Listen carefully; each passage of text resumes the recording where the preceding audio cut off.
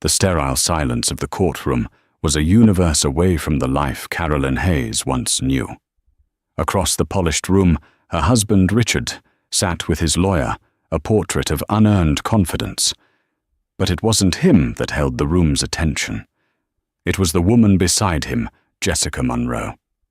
She had made a spectacle of her arrival, a deliberate performance of victory. On her arm she carried the prize, a shockingly green alligator handbag, a beacon of wealth and defiance. It was a message, a declaration of war sent directly to Caroline. Jessica smirked, believing she had already won. She believed the bag was her crown. What she didn't know was that in this quiet, solemn room, Caroline wasn't there to fight over a man. She was there to reclaim her life, and the key to it all was sitting right there on Jessica's lap. Life in the penthouse on Park Avenue was curated to perfection. From the floor-to-ceiling windows that framed the Manhattan skyline, like a living masterpiece, to the carefully selected abstract art that adorned the walls, everything in Caroline and Richard Hayes's home spoke of success, power, and impeccable taste. For 15 years, Carolyn had been the silent architect of this perfection. She had managed their social calendar with the precision of a military strategist, hosted dinners that could make or break careers, and cultivated an aura of serene elegance that was the envy of their circle. Their life was a well-oiled machine gleaming on the surface, but deep within its gears, a corrosive rust had begun to spread. The change in Richard had been insidious, a slow cooling of a star. The shared laughter that once echoed in their cavernous living room had faded into polite, hollow inquiries about each other's day. His business trips became more frequent, his nights at the office longer. He brought home the scent of expensive perfume that wasn't hers, a floral, cloying fragrance that clung to the wool of his suits. At first, Carolyn had allowed herself the comfort of denial. They were busy. They were under stress. This was just a phase for a couple navigating their late 40s. But Caroline was an accountant by trade. Her mind was a fortress of logic and numbers, a place where loose ends were anathema. She saw life in patterns in debits and credits, and the balance sheet of her marriage was catastrophically off. The first concrete anomaly appeared on the platinum card statement, a charge from a boutique hotel in Soho called the Mercer. Richard had told her he was at a tech conference in Boston that weekend. She cross-referenced the dates. They matched. It was a small thing, easily explained away, a mistaken charge, perhaps, but it was a crack in the foundation, and Carolyn couldn't stop herself from peering through. She began to look not with the frantic desperation of a scorned wife, but with the methodical patience of an auditor. She started a private spreadsheet, a secret ledger of her husband's life. A charge for $200 at a French bistro in the West Village on a Tuesday. He claimed to be in a board meeting until midnight. A recurring monthly payment to a high-end floral service she had never heard of with delivery notes to a downtown address. Receipts from luxury retailers like Cartier and Van Cleef and Arpels for items she had never received tucked away in the pocket of a forgotten blazer. Each discovery was a small, cold stone dropped into her stomach. She didn't cry. The pain was too sharp, too precise for tears. It was an intellectual agony, the horror of realizing the equation you've dedicated your life to was built on a false variable. He was not just cheating. He was building an entirely separate life, funded by their shared empire. The love and trust she had invested for a decade and a half were being liquidated to fund a fantasy with someone else. The name, when she finally found it, felt both mundane and monumental. Jessica Monroe. It was on a digital receipt emailed to their shared home account, an oversight of breathtaking arrogance on Richard's part. It was a confirmation for a private suite at a 5-star resort in St. Bart's. Richard Hayes and Jessica Monroe. The trip was scheduled for their 16th wedding anniversary. Caroline stared at the screen, the glowing pixels forming a death sentence for her marriage. She remembered planning a quiet dinner for their anniversary, even buying a bottle of the vintage Bordeaux Richard loved. The naivety of it made her feel sick. In that moment, sitting in the quiet of her marble-clad home office, surrounded by the trappings of a life she now saw as a complete fabrication, the hurt finally receded, replaced by a crystalline, chilling clarity. Richard had mistaken her quiet nature for weakness. He had mistaken her trust for blindness. He thought their life was his gilded cage to which he held the only key. He had forgotten one crucial detail. She was the one who had helped him build it, and she knew exactly where all the structural weaknesses were. The spreadsheet was no longer just a log of suspicions. It was a blueprint for demolition. The confrontation didn't happen in a tempest of slammed doors and screamed accusations. That wasn't Caroline's style. She waited until the following Sunday morning, a time that had once been reserved for lazy brunches and the thick rustle of the New York Times. Richard was sitting in his favorite leather armchair, a cup of coffee in one hand, a tablet in the other, scrolling through market reports. The sunlight streaming through the windows illuminated the dust motes dancing in the air, a serene domestic scene that was about to be shattered. "Richard," Caroline said, her voice even and calm. She didn't raise it. She didn't need to. The quiet authority in her tone made him look up, a flicker of irritation in his eyes at being disturbed. She placed a single sheet of paper on the polished mahogany table beside him. It was the hotel confirmation for St. Bart's. "I believe you made a mistake and sent this to the wrong email address," she said. Richard glanced at the paper. For a fraction of a second, his carefully constructed composure cracked. A flash of pure panic widened his eyes before the mask slammed back into place. He leaned back, affecting an air of nonchalant confusion. "What is this junk mail, I assume? They send these things out all the time." "It has your name on it, Richard." "And hers." Jessica Monroe. Caroline stood her ground, her posture unwavering. Is she the one who smells of gardenias? The gaslighting came next, as predictable as the sunrise. "Caroline, what are you talking about? Are you feeling all right? You've been under a lot of stress lately. Maybe you should talk to someone." He tried to turn it around, to paint her as unstable paranoid. It was a classic cruel maneuver she had read about, but never imagined would be deployed against her. She let him finish her expression unreadable. When he was done, she placed a second piece of paper on the table. It was a printout of the Cartier receipt. Then a third, the bill from the French bistro. Then a fourth and a fifth.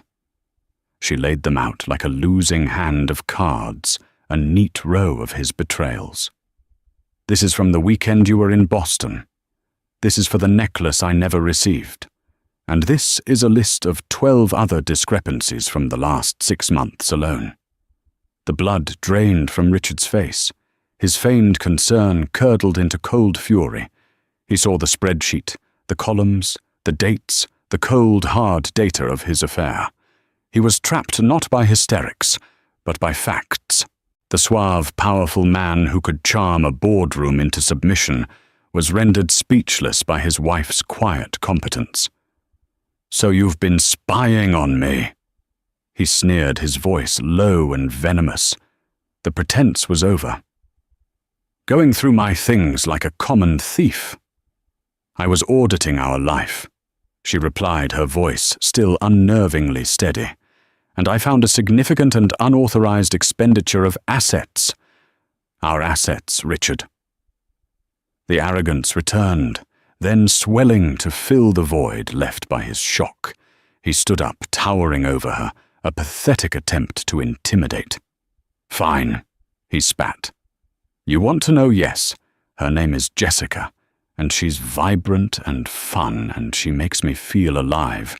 Something you haven't done in a decade." The words were meant to gut her, to shred what was left of her self-worth. And they hurt, of course they hurt. They were tiny, poisoned darts. But Caroline had already moved past the pain. She was in the realm of logistics now. "I see," she said simply. His cruelty escalated. "I want a divorce, Caroline. It's over. I'll have my lawyer draw up a proposal. I'll be generous, of course. You'll be well taken care of. You can keep the apartment, find a hobby, take up gardening. Just sign the papers, and we can all move on with our lives." He delivered the lines as if he were firing a subordinate, a swift, clean severance package. He expected her to crumble, to dissolve into tears, to accept the gilded cage he was offering her in exchange for her silence and a quick exit. He fundamentally misunderstood the woman he had been married to for 15 years. He saw her as a decorative accessory to his life, not the partner who had balanced their books, managed their investments, and possessed an intellect that was every bit as sharp as his own. Caroline looked at him, truly looked at him, and for the first time she felt nothing but a profound sense of pity. He was a cliché, a wealthy man in a midlife crisis, trading a diamond for a piece of glass because it sparkled more brightly under artificial light. "No," she said. The single word hung in the air, heavy and absolute. Richard blinked. "No. What do you mean, no?" "I mean, no, I will not accept your generous offer. I will not be taken care of. And I will not be signing anything your lawyer drafts." She stated her gaze as hard as steel. "You have systematically funneled marital assets into your affair. That is not just immoral, it is illegal. So no, Richard. I will not go quietly." She turned and walked towards her office. "I'll see you in court, and I suggest you hire the best lawyer you can afford. You're going to need him." He stared after her, his mouth slightly agape, the full force of his miscalculation finally dawning on him. The quiet, predictable woman he had so carelessly discarded had just declared war. Caroline's choice of lawyer was as deliberate and calculated as her spreadsheet. She didn't go to one of the old guard, silver-haired sharks Richard would have expected. Instead, she chose David Chen, a younger, sharper attorney, known for his forensic approach to financial settlements. His office was minimalist and modern, a reflection of his own no-nonsense demeanor. When Caroline laid out her evidence on his glass conference table, the spreadsheet, the printed statements, the screenshots all neatly organized in a black binder, Mr. Chen's eyebrows rose slightly. It was the only sign of his surprise. "Mrs. Hayes," he said after a long moment of silence, looking up from the meticulous records. "This is comprehensive.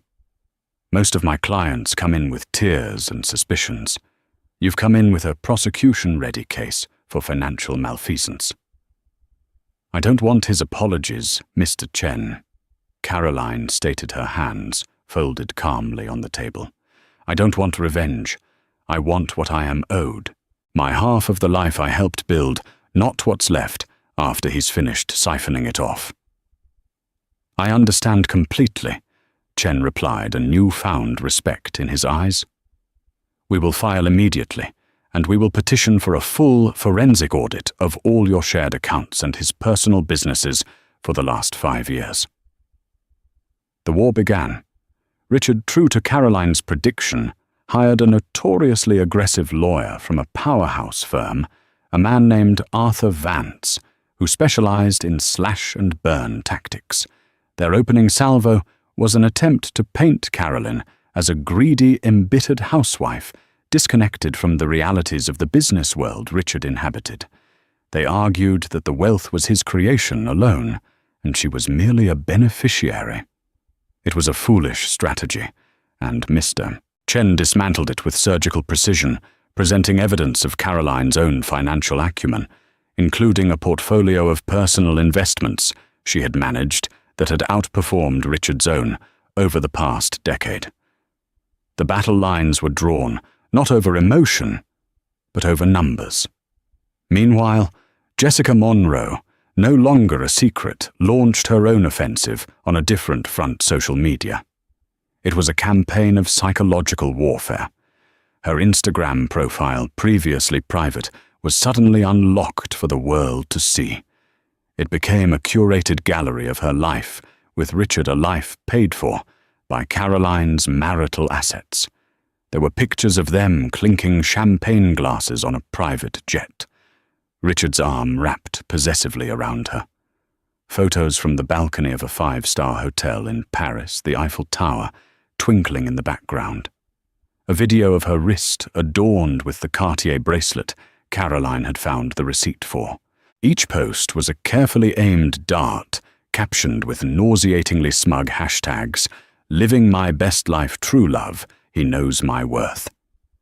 Caroline refused to look at it, instructing Mr. Chen's paralegal to monitor the account and archive everything. But the whispers of their social circle reached her tales of Jessica's brazenness. She was taunting Caroline, trying to provoke a reaction, to paint her as jealous and unhinged. Then came the handbag. It appeared on Jessica's Instagram feed on a Tuesday afternoon. The photo was a close-up, a selfie of sorts, but the focus wasn't her face. It was the bag she was holding. It was an Hermes Birkin, 30, but not just any Birkin. It was crafted from alligator leather in a rare, vibrant shade of green called vert criquet, finished with gleaming palladium hardware. It was a bag that screamed not just wealth, but access and exclusivity. A bag that could cost more than a luxury car with a waiting list years long, unless you were important enough to bypass it. The caption was the final twist of the knife. Some women get the world, others just get by. So grateful for a man who knows the difference. Blessed luxury life unapologetic. When the paralegal showed Caroline the screenshot, it was the first time she felt a genuine hot surge of anger. It wasn't about the bag's monetary value. It was the sheer, unadulterated arrogance. The bag was a trophy. Jessica was parading it as a symbol of her victory, proof that she had replaced Caroline, that she was more valuable, more desired. It was a vulgar distillation of everything the affair represented: the transactional nature of her relationship with Richard, the flagrant dissipation of shared funds, and the profound disrespect for 15 years of marriage. She looked at the image, at the perfect, almost luminous green scales of the bag, at the smug curve of Jessica's lips, just visible in the corner of the frame.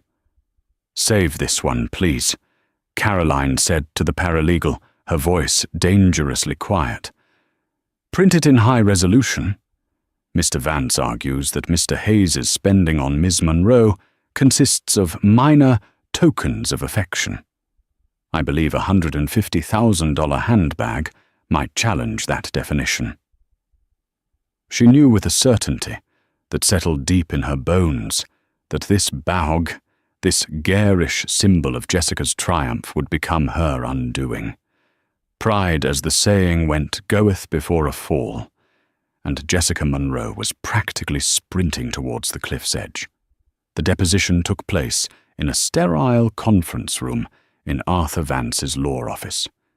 It was a space designed to be intimidating, with a long, dark wood table, imposing leather chairs, and a panoramic view of the city that seemed to mock anyone with a smaller net worth. Jessica Monroe arrived 20 minutes late, an entrance clearly designed to project an air of nonchalant importance. She was dressed in a tight white designer dress, her hair perfectly coiffed, her makeup flawless. She looked less like a witness and more like a reality television star arriving for a reunion special. She took her seat opposite David Chen, next to a smirking Richard and his bulldog of a lawyer. Caroline was there, seated next to Chen, her presence quiet but unyielding. She had insisted on attending. She wanted to see the woman who had dismantled her life, not on a curated Instagram feed, but under the flat, unforgiving light of legal scrutiny. Jessica's performance began the moment she was sworn in. She was coached, that much was obvious. Her answers were short, vague, and delivered with a dismissive little sigh, as if the entire proceeding was a tedious interruption to her fabulous life. Ms. Monroe. Mr. Chen began, his tone polite but firm. Can you please describe the nature of your relationship with Mr. Richard Hayes? We're very close, Jessica said, tossing her hair. He's a dear friend. A dear friend, Chen repeated, letting the words hang in the air. Is it customary for your dear friends to purchase you apartments in Tribeca? Vance immediately jumped in. Objection. Relevance. It's highly relevant to the dissipation of marital assets, counsel, Chen shot back without missing a beat. Overruled, he muttered to himself before turning back to Jessica. Please answer the question, Miss Monroe. Jessica flicked a glance at Richard. Richard is a very generous man. He helps out his friends. I see. And this generosity? Chen continued, picking up a file. Does it extend to a monthly allowance of $20,000 wired from a corporate account belonging to Hayes Development? I do some consulting for him. Jessica stammered, her confidence wavering for the first time. Styling, brand advice. Whoa. Do you have a registered business, Ms. Monroe invoices? A portfolio of this work? It's more of a freelance arrangement, she said evasively, her eyes darting around the room, avoiding Caroline's steady gaze. For an hour, Chen chipped away at her carefully constructed facade. He questioned her about the cars, the jewelry, the lavish trips. With each question, Jessica's answers grew more convoluted. She was a brand ambassador for a company Richard secretly owned. She was a muse for a design project. She was an investment in a future venture. The lies were flimsy, transparent, and utterly insulting in their lack of sophistication. She was so accustomed to people being dazzled by the shine of Richard's money that she seemed to believe it made her explanations plausible. Throughout the deposition, Caroline remained silent, a statue of composure. She watched Jessica not with hatred, but with a kind of clinical fascination. This was the woman Richard had risked everything for, a woman whose entire identity was built on things that could be bought, things that could be taken away. There was no depth, no substance, just a grasping, desperate need for validation through luxury goods. She felt an unexpected wave of emptiness for Richard, for the hollowness he must have felt to seek solace in someone so profoundly superficial. The deposition was nearing its end when Chen finally brought up the bag. He slid a high-resolution printout of the Instagram post across the table. Ms. Monroe, do you recognize this photograph? Jessica beamed, her confidence flooding back. This was her home turf. Of course, it's from my Instagram. And the handbag featured prominently in the photo. An Hermes Birkin. Is that correct? A Vert Criquet, alligator, Birkin 30. She corrected him, her voice dripping with pride, as if naming it was an accomplishment in itself. It's a very rare piece. And a very expensive one, Chen added smoothly.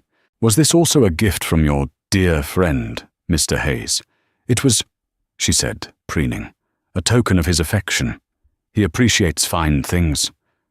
She shot a venomous glance at Caroline, a silent message. This is what a woman of value receives. Caroline met her gaze without flinching. She held it until Jessica, unnerved by the lack of a reaction, looked away first. Thank you, Miss Monroe, Mr. Chen said, gathering his papers. No further questions, for now. As they packed their briefcases, Richard leaned over to Jessica, whispering something in her ear that made her laugh a loud, grating sound that echoed in the quiet room. They were convinced they had won the day. Jessica had stuck to the script, portraying herself as a doted-upon friend, a consultant, anything but a mistress whose entire lifestyle was funded by marital money. They believed her arrogance was a shield. They had no idea that Mr. Chen, with Carolyn's guidance, had just handed her the sword she would soon fall upon. The day of the divorce hearing arrived under a steel-gray New York sky. The family courthouse on Lafayette Street was a solemn, imposing building, its halls echoing with the quiet tragedies of fractured lives. Caroline arrived early with Mr. Chen, dressed in a simple but elegant navy blue suit. Her demeanor was calm, her face betraying none of the turmoil that had defined her past year. She was not there as a victim. She was there as the CEO of her own liberation. Richard and his lawyer Arthur Vance were already seated, whispering conspiratorially. Richard looked impeccable in a tailored suit, the picture of a man in control. He exuded an aura of wealth and power that he thought made him invincible even here. He caught Caroline's eye and gave a small, condescending nod, as if acknowledging a junior employee. Caroline simply looked through him. The proceedings began, and the courtroom settled into a monotonous rhythm of legal arguments. Vance was making his case, arguing that the division of assets should heavily favor Richard. He painted a picture of his client as a financial genius, the sole architect of their fortune, while Caroline was relegated to the role of a passive beneficiary. Mr. Chen calmly refuted each point with bank statements, investment reports, and tax returns that proved Carolyn's active and significant role in managing and growing their wealth. It was then that the courtroom doors swung open, breaking the solemn atmosphere. Jessica Monroe made her entrance. It was a masterpiece of calculated drama. She was 20 minutes late, ensuring all eyes would be on her. She was dressed in a vibrant fuchsia dress that was entirely inappropriate for the somber setting. Her heels clicked loudly on the marble floor, a percussive announcement of her arrival. And on her arm, held high like a royal scepter, was the vert criquet alligator Birkin. A ripple of murmurs went through the small public gallery. She wasn't just attending. She was making a statement. She was a walking, talking billboard of Richard's affair, a living embodiment of the assets in dispute. She glided to a seat directly behind Richard, placing the bag conspicuously on her lap, its brilliant green, a defiant splash of color in the muted room. She met Caroline's gaze and offered a slow, triumphant smirk. See, the look screamed, "I'm here. I'm real. He chooses me. I have the prize." It was a power move of such breathtaking arrogance that even the judge, a stern, no-nonsense woman named Evelyn Reed, paused and peered over her spectacles at the disruption. Caroline, however, remained impassive. She had anticipated this.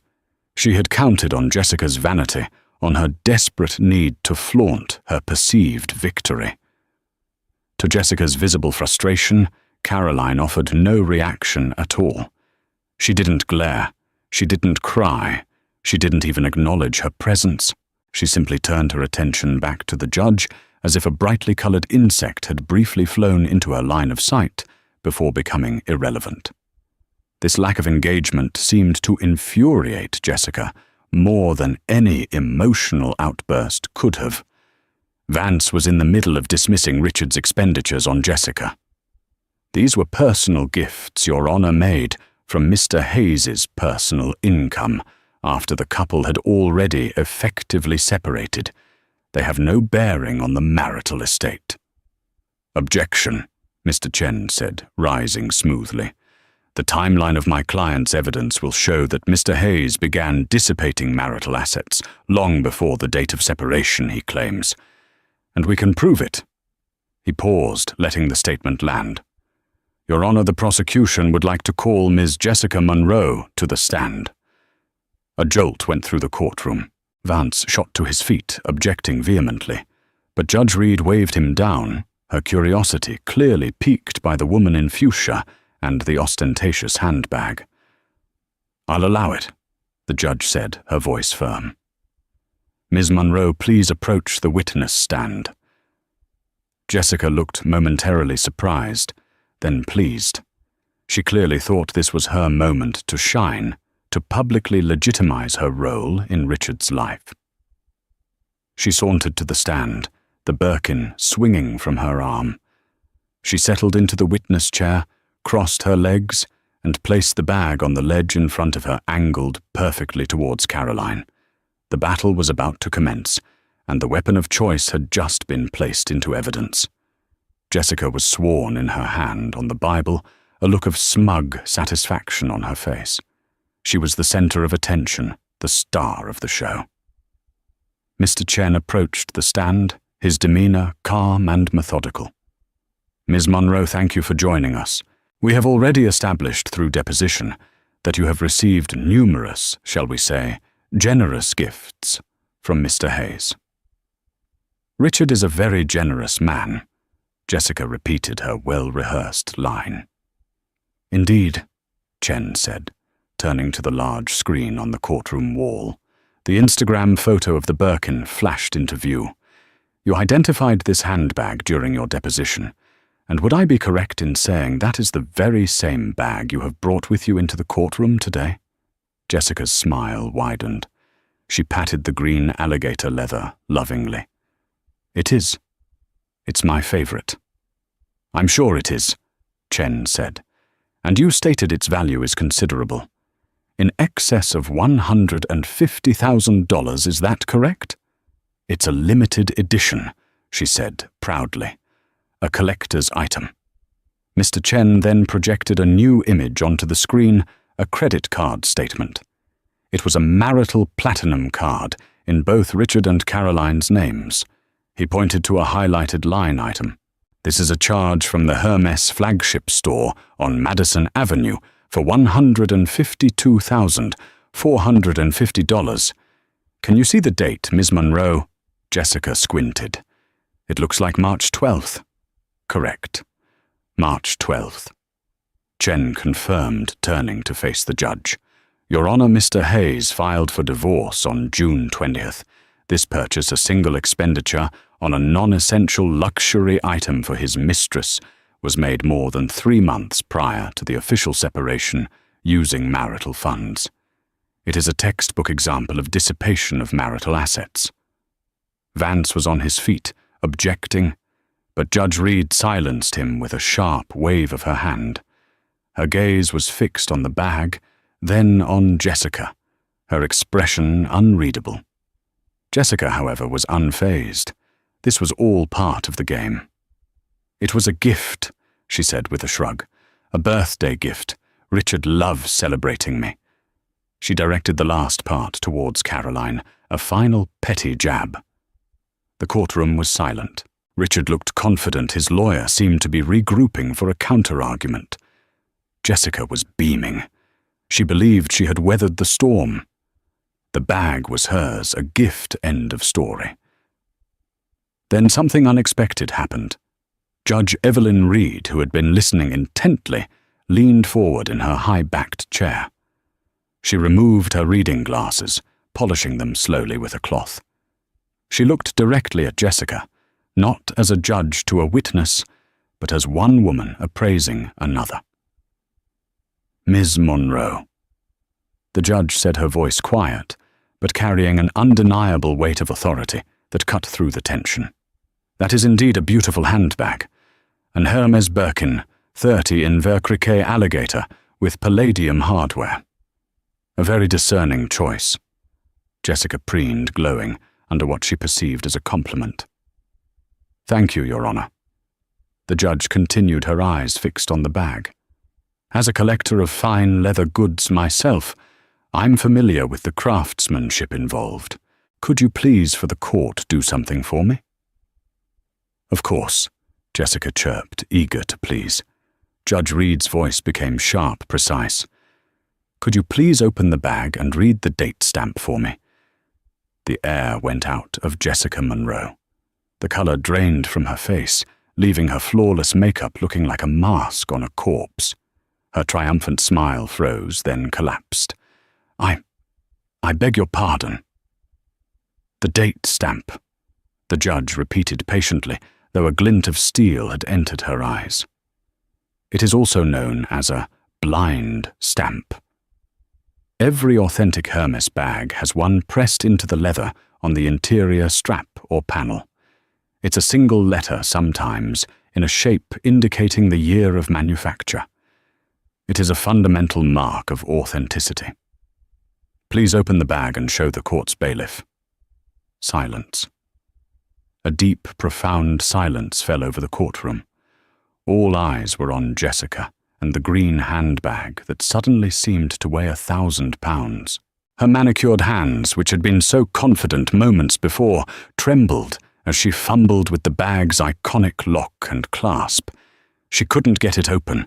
Her movements were frantic, clumsy. I don't usually. It's a bit tricky," she stammered, her voice a high-pitched squeak. She shot a desperate, panicked look at Richard, silently pleading for him to save her.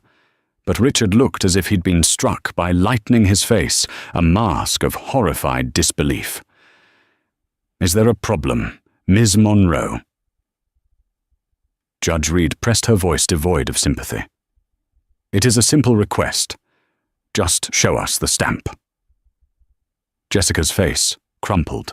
The arrogance, the confidence, the entire carefully constructed persona shattered into a million pieces right there on the witness stand. Tears welled in her eyes, threatening to send streams of black mascara down her pale cheeks. She couldn't answer the question. She couldn't show them the stamp. She couldn't do it because she knew, and Richard knew. And everyone in the courtroom was now beginning to realize there was no stamp to be found. The truth, when it came crashing down, was more pathetic and damning than Caroline could have ever imagined. Under Judge Reed's relentless, calm insistence, Jessica Monroe completely fell apart on the stand. Through a series of choked sobs and incoherent whispers, the story emerged. Richard Hayes, the master of the universe, had not bought his mistress a $150,000 handbag. He had bought her a counterfeit, a super fake, as she called it, purchased online for a few $1,000s from a shadowy website. The massive charge on the credit card, the one Carolyn and Mr. Chen had assumed was for the bag, was for something else entirely. It was for a block of untraceable bearer bonds, a classic old-school method of hiding assets. He had planned to report the card stolen after the purchase claimed the charge was fraudulent, and stash the bonds away, all while placating his mistress with a cheap imitation of the luxury she craved.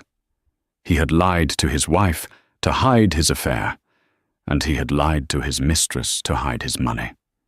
His deceit was pathological layered, and in the end, stunningly stupid. The revelation sucked all the oxygen out of the room. Arthur Vance, Richard's lawyer, looked utterly polaxed, his face ashen. He had built his entire defense around Richard's financial genius and post-separation spending. Now his client was exposed not just as an adulterer, but as a cheap, deceitful fraudster who had attempted to commit perjury and hide significant marital assets. Richard's credibility, the very foundation of his case, had been incinerated. Jessica's humiliation was absolute. The bag, her ultimate symbol of victory, the crown jewel of her new life, was a lie.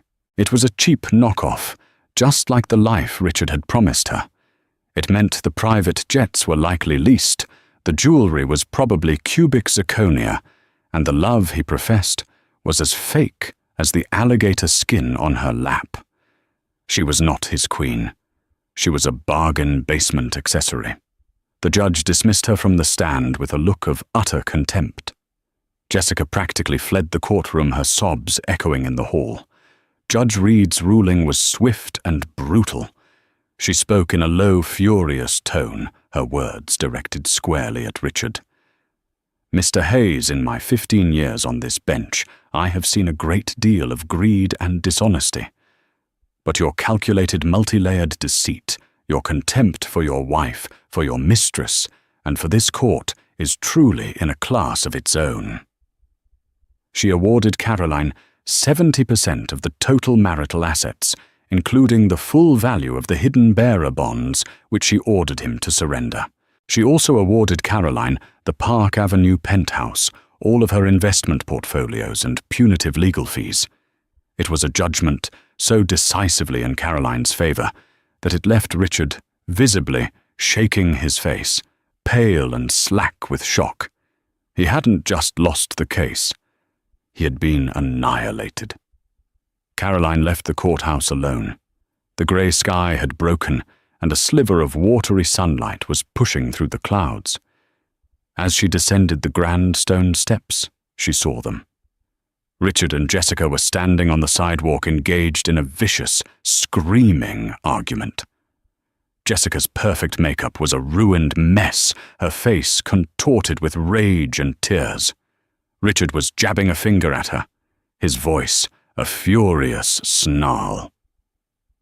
Lying on the dirty pavement between them, discarded like a piece of trash, was the vibrant green handbag. It looked cheap and gaudy in the harsh light of day. Caroline paused for a moment, watching the ugly collapse of their beautiful lie. She felt no triumph, no surge of victory, only a quiet, profound sense of release. They were trapped in a prison of their own making, built from fake bags and fake promises. She didn't look back. She straightened her shoulders, lifted her chin, and walked down the street towards the rest of her life, a life of real value, a life that was authentically, completely, and finally her own. The months following the verdict were a study in demolition and reconstruction. While Richard and Jessica's world was being systematically dismantled by lawyers and liquidators, Caroline's was being quietly and deliberately rebuilt brick by authentic brick. Her first act of liberation was to sell the Park Avenue penthouse. She walked away from the marble floors and panoramic views without a backward glance, taking only her personal effects and the collection of modern art she had personally curated over the years. The sale was swift, the closing seamless. The apartment, once the epicenter of her gilded cage, was now just another entry on a balance sheet, a significant one which she immediately reinvested. She didn't buy another opulent showpiece. Instead, she purchased a historic brownstone in Greenwich Village, a place with creaking wooden floors, a small overgrown garden in the back, and rooms filled with the kind of warm afternoon light that felt like a blessing. For the first time in 16 years, she was surrounded, not by curated perfection, but by character and history. She spent her days in comfortable clothes, overseeing painters and carpenters, the scent of sawdust and fresh paint, replacing the cloying smell of Richard's lies. Her second act was to reclaim her professional identity. Armed with her considerable settlement and her flawless reputation for financial acumen, she opened a boutique consultancy she named Provenance Advisory. It was a niche firm bridging the worlds she knew best, art and finance. She advised a small select group of clients on investing in emerging artists, her sharp eye for talent matched only by her forensic approach to valuation and authenticity. Her office was the parlor floor of her brownstone. Her desk, a magnificent old library table set before a large window overlooking the leafy street. She worked for herself on her own terms, her success measured not in society column mentions, but in the thriving careers of the young artists she championed. One crisp autumn afternoon, about a year after the divorce was finalized, Caroline was meeting with a new client, a tech entrepreneur looking to build a meaningful art collection. As she was explaining the importance of an artist's exhibition history, her phone buzzed with a news alert from a financial journal she followed. The headline was stark: Hayes Development Files for Chapter 11 Bankruptcy. She paused, tapping the link. The article detailed the spectacular collapse of Richard's empire. The court's judgment had been the first domino. The public nature of his financial fraud, the bearer bonds, the attempt to defraud the court, had spooked his investors, and credit lines dried up overnight. Business partners, fearing the taint of his disgrace, had pulled out of lucrative deals. His reputation, once his most valuable asset, was now worthless. The story of the Birkin fraud, as the tabloids had gleefully dubbed it, had become a cautionary tale whispered at every gala and charity benefit in the city. Richard Hayes was no longer a titan, he was a punchline. The article included a recent photograph of him leaving the bankruptcy court. He looked diminished, his expensive suit hanging on a frame that had lost its arrogant posture. The confident smirk was gone, replaced by the pinched grey expression of a man who had lost everything and knew it was his own fault. Caroline stared at the photo for a long moment, feeling not a shred of satisfaction or pity, but a profound and final detachment. He was a stranger to her now, a character from a book she had finished reading long ago. "Is everything all right, Ms. Hayes?" her client asked, noticing her pause. Caroline looked up and smiled a genuine, untroubled smile. "Everything is perfect," she said, switching her phone to silent and placing it face down on the table. "Now let me tell you about a brilliant young painter I found in Brooklyn." Richard's descent was far faster and more brutal than he could have ever imagined.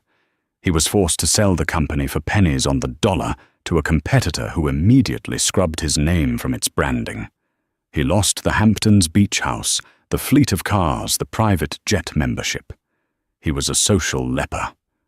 Former friends crossed the street to avoid him. The invitations stopped. He was forced to move into a generic rented condominium in a high-rise in New Jersey, a place with thin walls and a view of a parking garage. His true punishment, however, was the silence.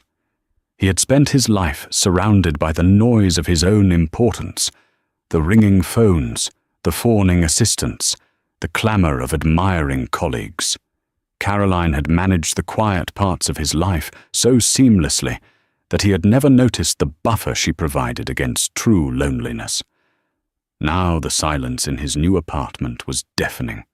There was no one to schedule his appointments, no one to plan his meals, no one to buffer him from the crushing weight of his own failure.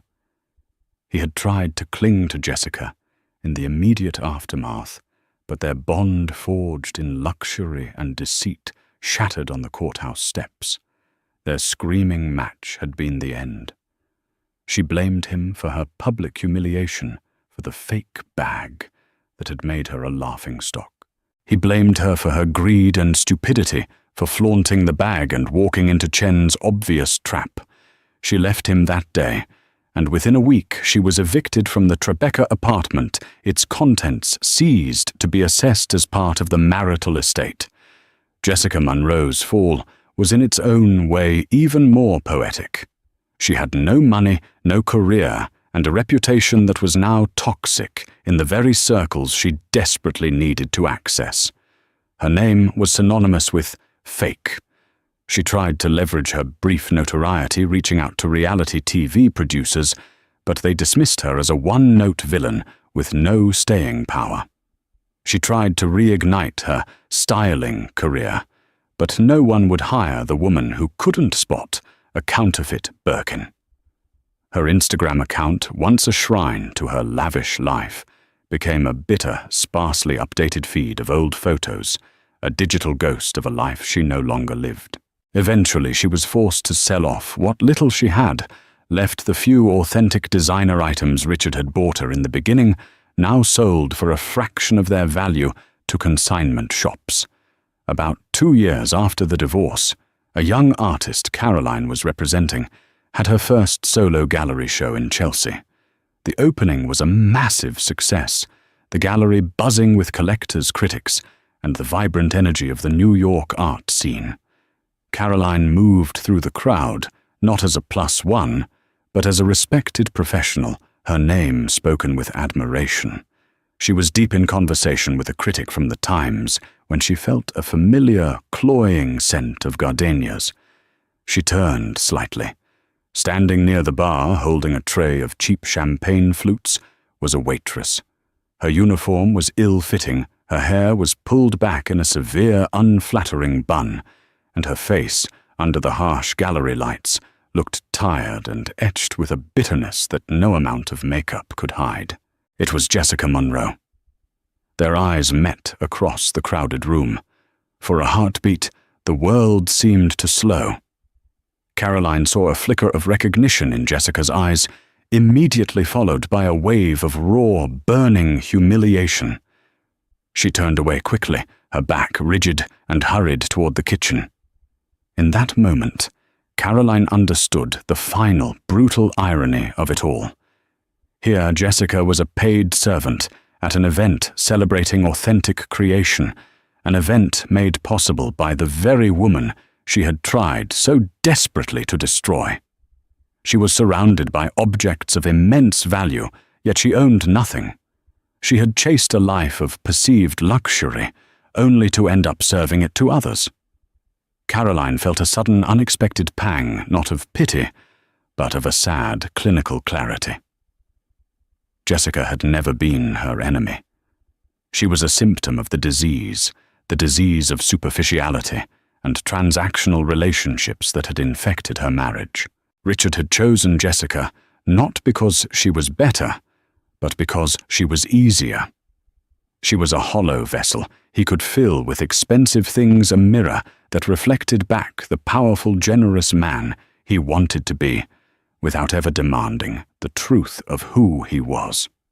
Later that evening, as the last of the guests departed, Caroline stood alone in the quiet gallery, looking at a large, abstract canvas that was the centerpiece of the show. It was a chaotic swirl of deep blues, blacks, and grays, but at its very center was a single defiant slash of brilliant, luminous gold. It was a painting about emerging from darkness, about finding light in the wreckage.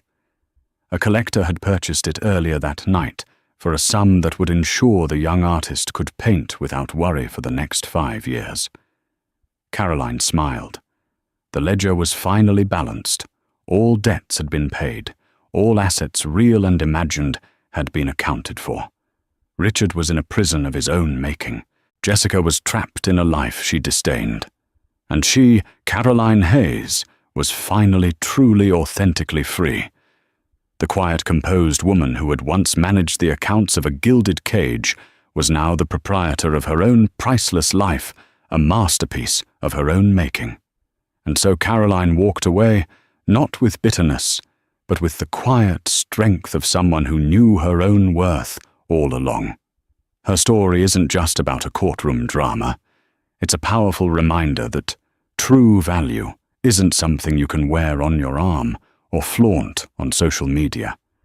It's the quiet dignity, the sharp intellect, and the unbreakable resilience that lives within. While others chase the illusion of luxury, she proved that authenticity is the only asset that truly matters. If Caroline's journey from betrayal to triumph resonated with you, and if you believe in the power of quiet strength over loud deception, please take a moment to support our channel. Hit that like button to let us know you enjoyed the story. Share it with someone who might need to hear this message. And most importantly, subscribe for more real-life stories of justice and empowerment. Your support helps us continue to bring these powerful narratives to light. Thank you for listening.